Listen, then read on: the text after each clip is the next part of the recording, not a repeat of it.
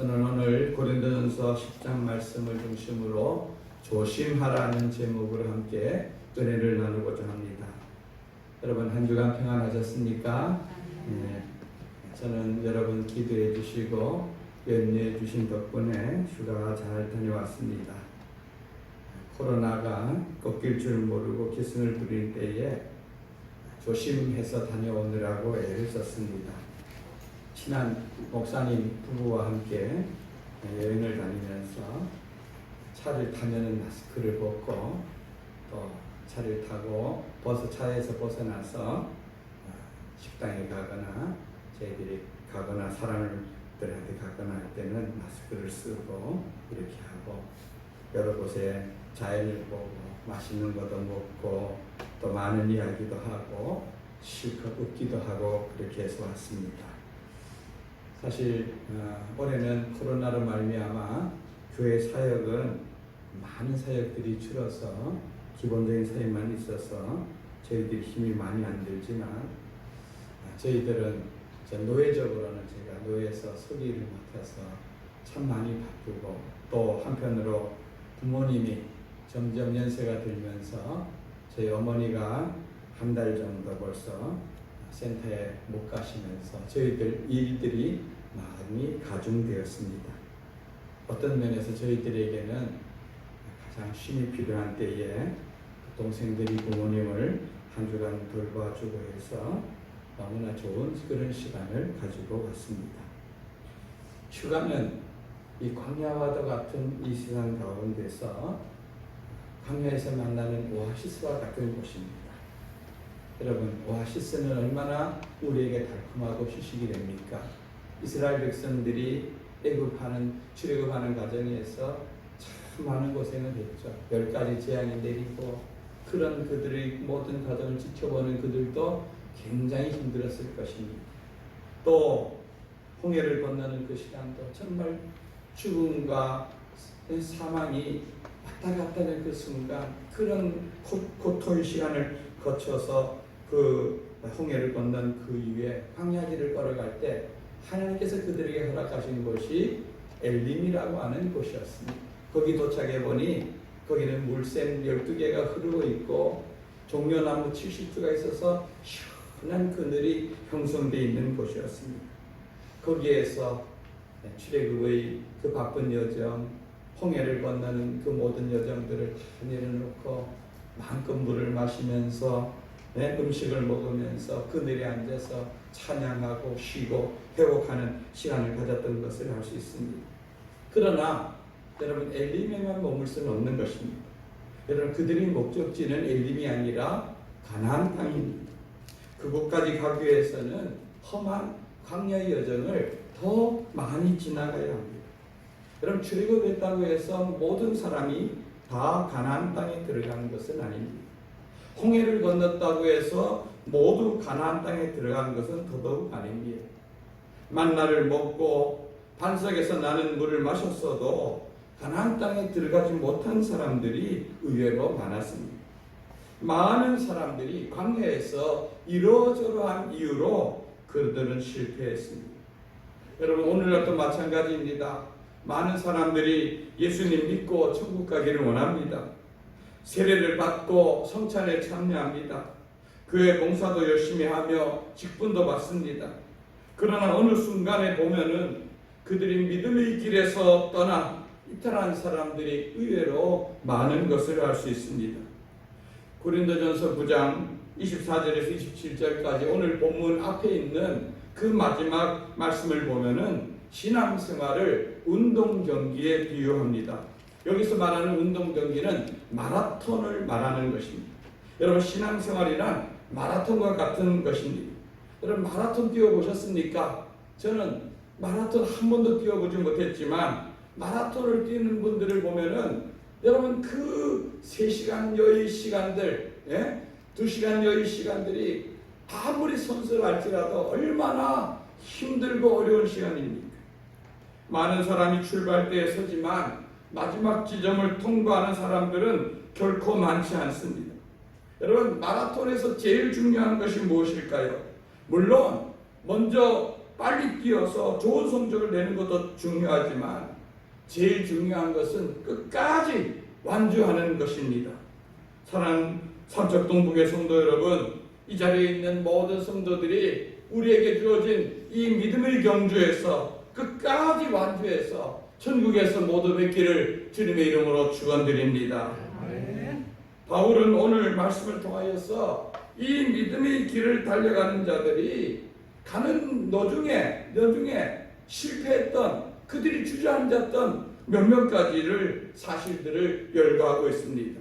여러분, 이것은요 구약의 이스라엘 백성들이 조심하고 또 신약시대 2000년 전 고린도 교회 성도들이 조심하고 또 지금 우리들이 함께 조심해야 될 그 내용들인 것입니다. 어떤 것인지 살펴보고 나는 어떤 문제가 있는지 돌아보고 우리가 그 문제를 이겨내길 원합니다. 첫째는 우상 숭배하지 말라는 것입니다. 7절 말씀을 우리 한번 읽어봅니다. 시작. 그들 가운데 어떤 사람들과 같이 너희는 우상 숭배하는 자가 되지 말라. 기록된 바 백성이 앉아서 먹고 마시며 일어나서 뛰논다 함과 같으니라. 아멘.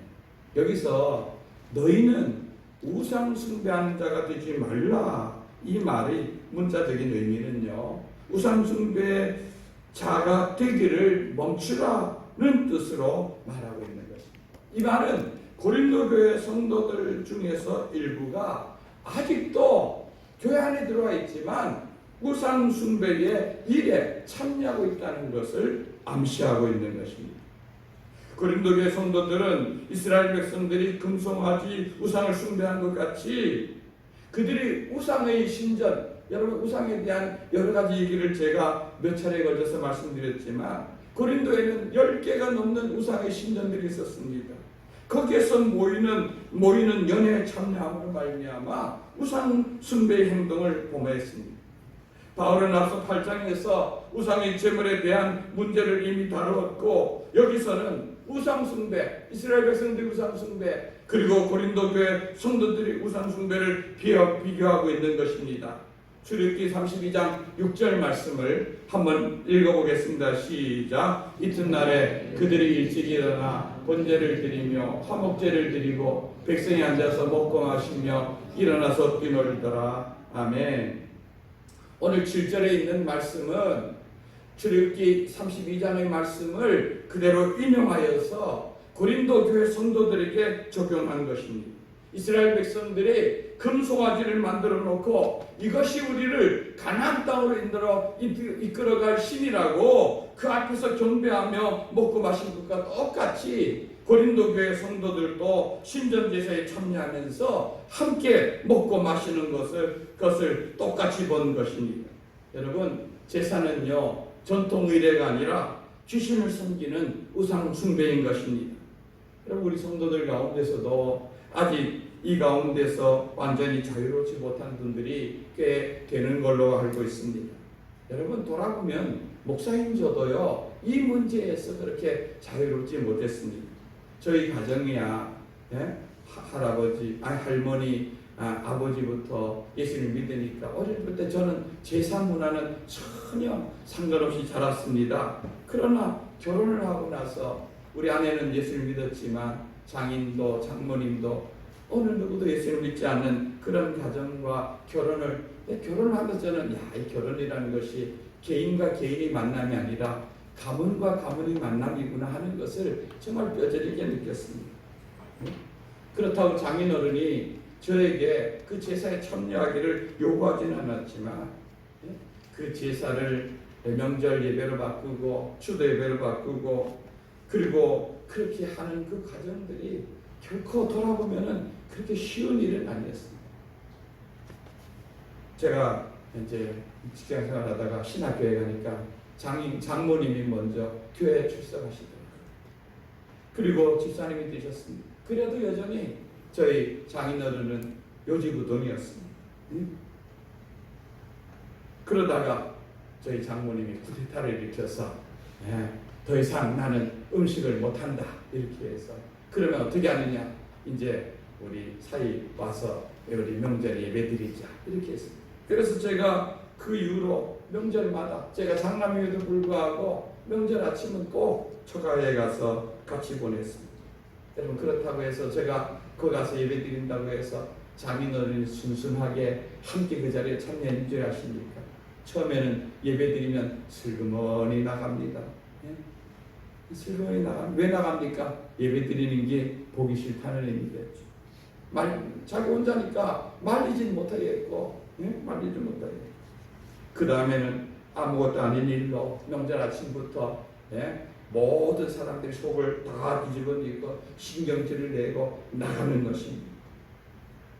그건 누구에게 그런 화풀이를 하는 겁니까?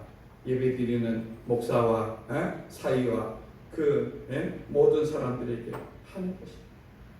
저도 인간이니까 마음속으로 내가 이런 대접 받으려고 명절 아침 여기까지 와서 이렇게 해야 되나 하는 마음도 있었지만 그러나 인내하면서 참자, 더 기다리자, 기도하자. 그래 하면서 데려왔어.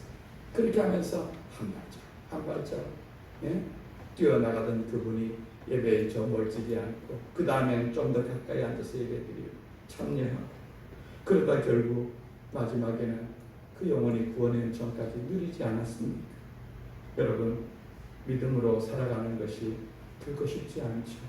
특히 믿지 않는 사람들과 어울려 살아가는 것 쉽지 않은 일일 줄 압니다. 힘들고 어렵지만 믿음으로 이겨내시고 그렇게 해서 가족 구원, 영혼 구원의 은총을 누리시기를 주님의 이름으로 축원드립니다. 두 번째는요, 음행하지 말라입니다. 8절 말씀 한번 읽어봅니다. 시작. 그들 중에 어떤 사람들이 음행하다가 하루에 23,000명이 죽었나니 우리는 그들과 같이 음행하지 말자. 이스라엘 백성들이 저지른 죄 중에 하나가 음행이었죠. 이것이 이스라엘 백성이 모압을 지날 때에 모압 여자들이 화려한 옷을 입고 나와서 이스라엘 백성들을 그들을 유혹합니다. 우리 축제에 함께 오세요. 우리 축제에 함께 참여합시다. 여러분 이게 누구에게서 나온 겁니까? 거짓 선지자인 발람에게서 나온 발람의 지시를 받은 왕이 그 여인들을 통해서 이스라엘 백성을 유혹할 때 그래서 그들이 그 이스라엘 백성들이 모압의 축제에 참여하는데 모압의 귀신 바알보를 섬기는 그 제사 행위 속에는 그 축제에 참여한 처녀들과 함께 음행하는 것이 함께 이루어지는 것입니다. 여기에 미혹된 이스라엘 백성들이 우상 숭배에 빠지고 음행에 함께 저지른 악을 행함으로 하루에 2만 명이 넘는 사람들이 죽는 이런 엄청난 진노가 임했던 것입니다. 고린도 지역도 마찬가지였습니다. 이 우상 숭배와 매춘 행위가 함께 이루어졌습니다. 여러분 이 세상 사람들, 예수 안 믿는 사람들이 이 세상에 추구하는 것이 뭡니까? 먹고 마시고 즐기고 노는 세상의 쾌락 아닙니까? 육신의 쾌락. 술에 취하고 여자에 취하는 것이 세상에 주는 즐거움인 것입니다. 여러분 그런데 이스라엘 백성들이 그 모압 여자들과 함께 그런 음행을 한 것이 광야 40년의 그 모든 과정을 다 지나 마지막 가나안 땅을 목전에 둔 이 모압 평지에서 몇 달만 있으면 가나안 땅에 들어가는 그 마지막 지점에 일어난 일이었던 것입니다. 40년 동안의 거친 광야 생활도 견뎌낸 이들이 가나안 땅을 코앞에 둔 그 앞에서 목전에서 음행으로 한 번에 2만 명이 넘는 사람들이 무너져 내린 것입니다. 여러분 이 말은요, 이 음행이라는 것은요, 나이가 젊으나 많으나 목사나 평신도나 누구라도 언제든지 넘어질 수 있는 것이라는 것을 여러분 명심하시기 바랍니다. 나는 나이가 이 정도 됐으니 여러분 그런 사람은 없습니다. 40년 고생하고 평생 고생한 것이 한 방에 개고생이 되어 버리는 것을 볼 수 있습니다. 끝까지 조심하고 조심하시는 믿음의 성도들 되시기를 주님의 이름으로 축원드립니다. 세 번째는요, 시험하지 말라. 오늘 9절 말씀을 함께 읽겠습니다. 시작. 그들 가운데 어떤 사람들이 주를 시험하다가 뱀에게 멸망하였나니 우리는 그들과 같이 시험하지 말라. 여기서 시험한다는 말은요, 하나님의 선하심과 하나님의 능력과 지혜에 대해서 마음속으로 의심하는 것을 말합니다. 광야라는 것은 시험과 시련이 함께 있는 것입니다. 여러분, 예수님 이 공생을 시작하기 전에 제일 먼저 하신 일이 뭡니까? 광야에 나가서 40일 동안 금식하시며 기도하신 것입니다. 금식하시며 하나님의 뜻을 위하여서 자기 생애를 드리는 그 일을 시작했는데, 제일 먼저 그 예수님을 찾아온 것이 누굽니까? 성경에 보면은 시험하는 자가 찾아왔다 그랬는데, 그것이 누굽니까? 바로 사탄 마귀인 것입니다. 여러분, 마귀가 찾아온 목적이 뭡니까? 여러분, 사단 마귀가 우리를 찾아온 목적은 딱 한 가지입니다. 뭡니까? 여러분, 성경에 보면 도적이 오는 것은 죽이고 멸망시키라는 것이요, 이 말처럼 마귀가 오는 것은 어떻게든 우리를 죽이고 우리를 시험하여 넘어뜨리려고 오는 것입니다. 여러분, 그런 마귀 유혹에 넘어가면은요, 마음에 하나님에 대한 기대감이 없어집니다. 그러면 우리들의 마음속에 불평이 스멀스멀, 의심이 스멀스멀 차오르게 되어지는 것입니다. 광야라는 곳이 쉬운 길이 아닙니다. 때로는 물도 없고 때로는 돌짝길이고 편할 날이 없는 곳이 광야인 것입니다. 그런 길을 걷다 보면은 우리 생각과 우리 마음을 넘어서는 그런 일들을 만나면 우리 마음이 불편해집니다. 어려워집니다.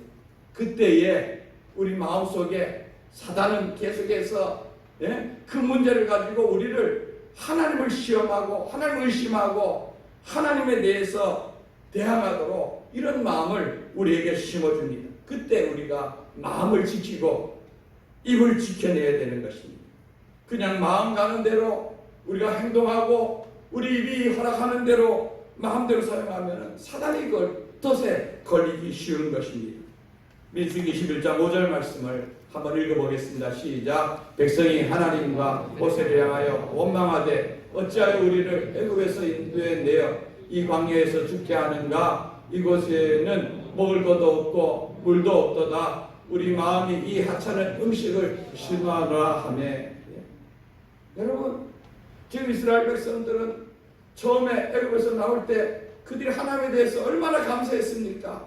그런데 광야의 길이 그들이 생각했던 것보다 험했습니다. 걷는 그 길이, 그 돌들이 그들이 발을 아프게 하고 힘들게 했습니다. 그러니까 뭐라 했습니까?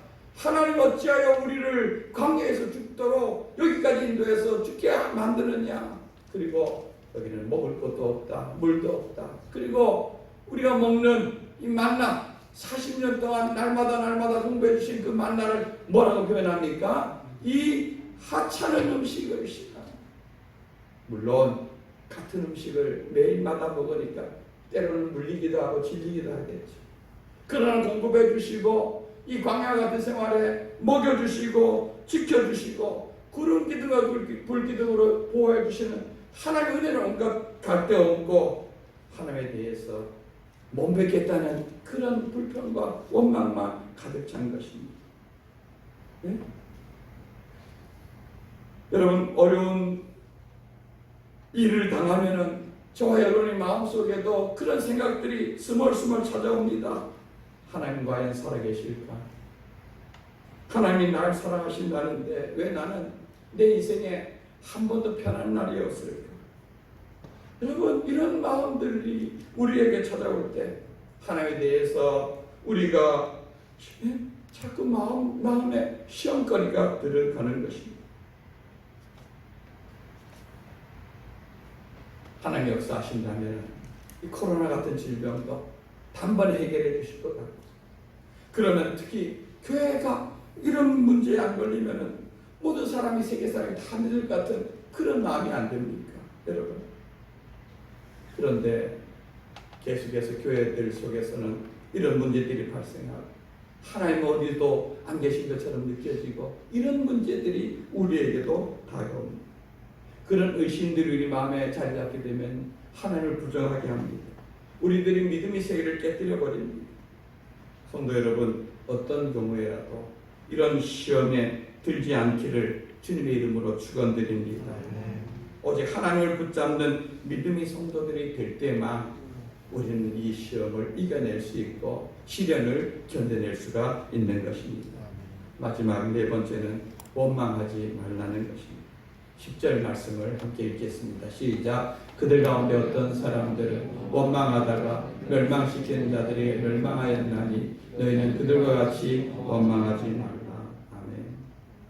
여러분, 이스라엘 백성들은요, 틈만 나면은, 조금만 어려움이 생기면은 그들이 지도자인 모세를 향하여 아론을 향하여서 원망을 했습니다. 여러분, 그것은 단순하게 모세와 아론을 향한 원망이 아니라 결국 그들을 세우신 하나님에 대한 원망인 것입니다. 홍해 앞에서 그들이 어려움 당했을 때도 원망했고요. 예? 당을 지어서 원망했고, 물이 떨어지면 물 때문에 원망했고, 길이 험하면 길 험하다고 원망했고, 가데스바네에서 정탐꾼들이 목을 듣고서도 원망하고 그들이 지도자에게 돌로 치려 하는 등 모든 책임을 지도자와 하나님께 돌려보려고 했던 것입니다. 아마 고린도 교회 성도들 가운데서도 우상 축제에 참여하는 것을 반대하는 지도자들에 대해서 원망과 불평이 그들 마음에서 이어질 줄 아는 것입니다. 아니, 우리가 이 세상에 함께 살려면은, 예? 그들과 함께 참여해서 그들과 함께 먹고 마시고 해야 되는데, 예수 믿으면 먹여주나 입혀주나 우리 손발 다 끊어버리고 어떻게 살아가라고 하냐고 아마 원망했을 것입니다. 성도 여러분, 우리가 주님 따라가는 이 믿음의 길은, 그리고 믿음의 삶은 결코 쉬운 길은 아닙니다. 그래서 예수님은 마태복음에 보면은 좁은 문으로 들어가라, 그리고 그 길은 좁고 협착하다, 이렇게 우리에게 말하고 있습니다. 여러분, 예수 믿는 길은 좁은 문입니다. 그리고 그 길도 좁은 길인 것입니다.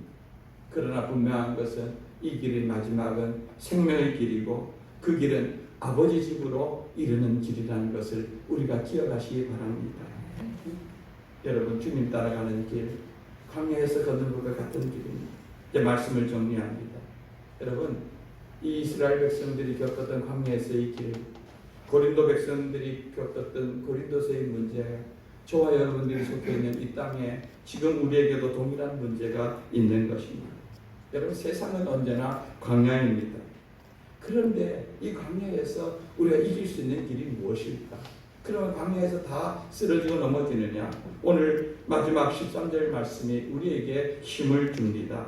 한번 같이 읽어봅니다. 시작. 사람이 감당할 시험 밖에는 너희가 당한 것이 없나니 오직 하나님은 믿부사 너희가 감당치 못할 시험 당한 즈음에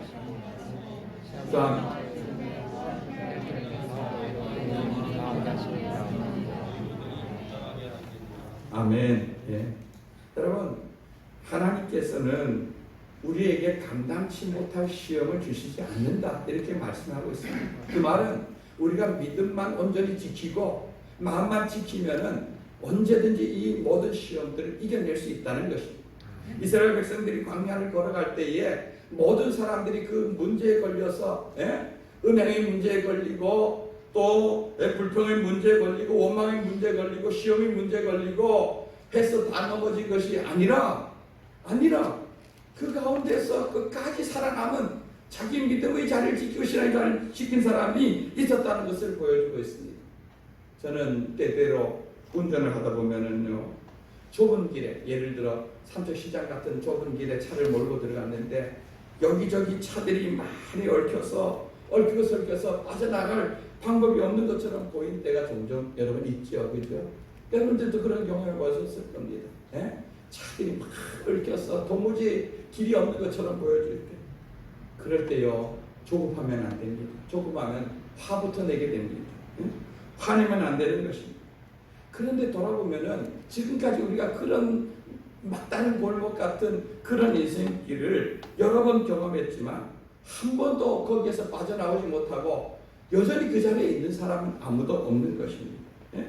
다 시간이 조금 지나면은 그 길을 조금만 여유를 가지면은 헤쳐나왔고, 다 우리가 그 모든 길을 이제 그것이 언제 지나가냐 할 정도로 이겨나왔던 것을 볼 수 있습니다. 우리 인생, 사는 인생길도 마찬가지입니다. 예? 시험도 있고 시련도 있습니다. 중요한 것은 시험이든 시련이든 견뎌내고 이겨내는 것입니다. 이기는 자만 상을 받는 것입니다. 어떠한 시험이라도 인내함으로 참으면 피할 길이 있다고 성경은 우리에게 가르쳐주고 있습니다. 여러분, 우리들이 남은 인생길, 여러분 시험 없다고 저는 말하지 않습니다. 시련 없다고 저는 말씀 못 드립니다.